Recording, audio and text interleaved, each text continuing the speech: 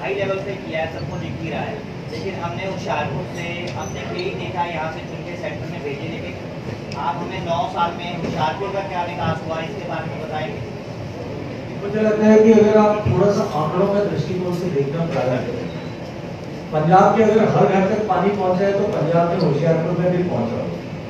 पंजाब में जिस तरह से हाईवेज बने, पंजाब में जिस तरह से, मैं केवल होशियारपुर स्पेसिफिक बात नहीं करता, पंजाब में जिस तरह से नए चिकित्सा के संस्थान खुले, पंजाब में जिस तरह से नए मेडिकल कॉलेज खुले, पंजाब में होशियारपुर में जो एक्सटेंशन ऑफ पीजीआई बना, ये मैं एक लंबी सूची मुझे लगता है कि मैं आपके साथ में साझा कर सकता हूँ। यदि आप थोड़ा सा दृष्टिकोण से आवरण हटा करके देखना प्रारंभ करेंगे तो मुझे लगता है कि आप खुद अपने आप पर गर्व करेंगे कि आपने एक ऐसे जनप्रतिनिधि को चुना और ऐसी सरकार को अवसर दिया है जिसने हॉलिस्टिक अप्रोच के साथ में पूरे देश में परिवर्तन करने का काम किया। सर, होशियारपुर से जलंधर से चिंतपूर्णी मार्ग के लिए नेशनल हाईवे शुरू हुआ था, 31 दिसंबर 2016 को कंप्लीट हुआ, आज तक वो नहीं कंप्लीट हो पाया है। और उसके लिए लोग अगर जलंधर जाना होता है तो भाई फगवाड़ा जाते हैं। क्या क्योंकि मैं मेरा विभाग का विषय नहीं है, मैं तो सटीक टिप्पणी नहीं कर सकता, लेकिन निश्चित ही अगर कहीं कोई विषय है, मुझे लगता है कि नेशनल हाईवे बनने में जो सबसे बड़ी बाधा देश भर में होती है वो 2 तरह की होती है। मैं बिल्कुल जेनेरिक बात आपके सामने रखता हूँ। देश भर में जो चुनौती आती है, क्योंकि मैं भी एक जनप्रतिनिधि के नाते काम करता हूँ, जो संकट देश भर में आते हैं सामान्यतया वो संकट होता है, पहला लैंड एक्विजिशन से रिलेटेड और दूसरा परमिशन जो है स्टैट्यूटरी कंप्लायंसेस और परमिशन लेने से दृष्टिकोण।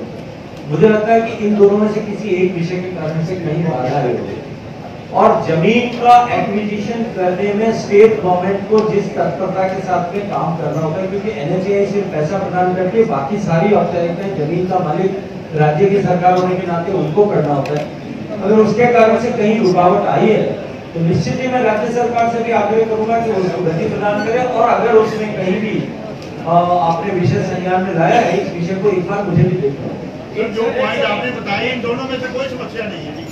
चलिए, मेरी जानकारी में मैंने जेनरिक आपको कहा, मैंने आपके लिए नहीं कहा, इसके लिए मैंने जेनरिक कहा। एक सर आदमपुर में एयरपोर्ट शुरू हुआ था तो दिल्ली के लिए, यहाँ पे कनेक्टिविटी द्वारा के लिए बहुत अच्छी हो गई थी, कल पूरे द्वारा उसका फायदा मिलता था, लेकिन वो भी बंद हो गया था पिछले 2-2.5 साल से। एक बार चालू हुआ था फिर चालू होगा निश्चित रहिए।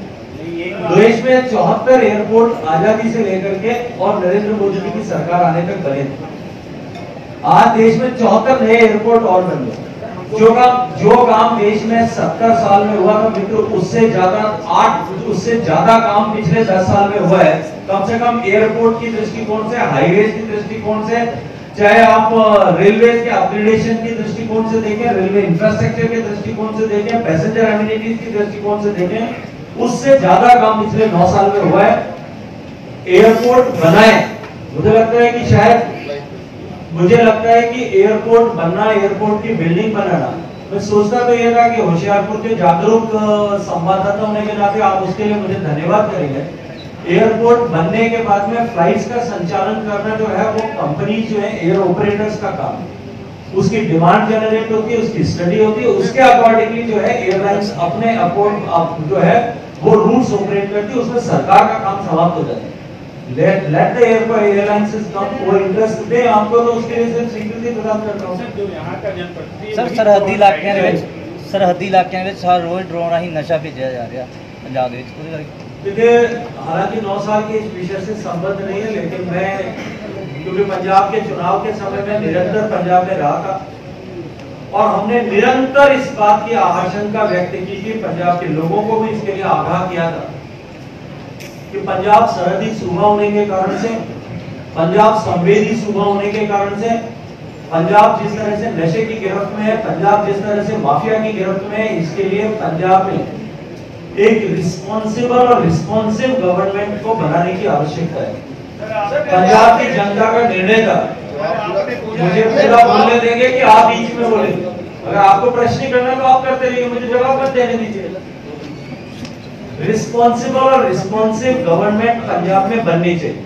हमने उस समय भी इस बात की आशंका व्यक्त की थी कि पंजाब में अगर रिस्पॉन्सिबल गवर्नमेंट नहीं हुई तो पंजाब में आने वाले समय में ड्रग और माफिया, ये दो पंजाब के लिए नासूर बनेंगे।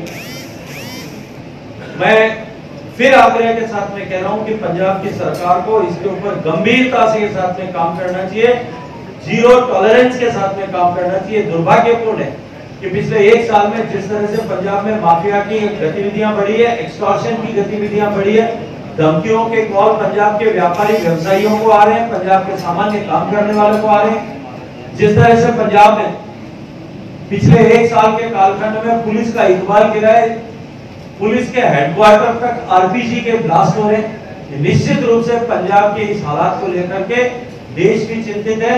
देश की सरकार ने पंजाब के आग्रह पर, क्योंकि प्रारंभिक रूप से राज्य सरकार की जिम्मेदारी होती है, अभी हाल ही में पंजाब की सरकार, पंजाब के माननीय मुख्यमंत्री जी के आग्रह पर पंजाब को सेंट्रल फोर्सेस और अधिक मात्रा में डिप्लॉय करके इनका सहयोग करने का काम किया है।